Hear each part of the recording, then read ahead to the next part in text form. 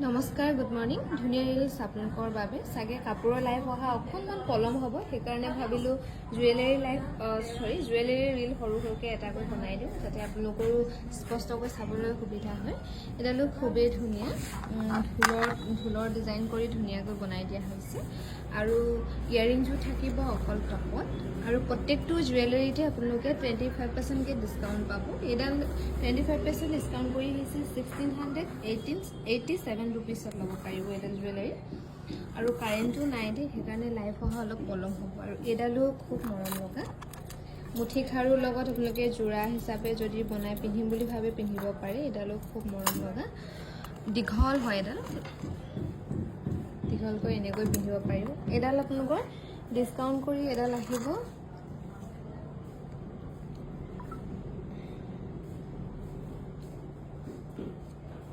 discount কৰি এডাল আপোনালোকে ল'ব পাৰিব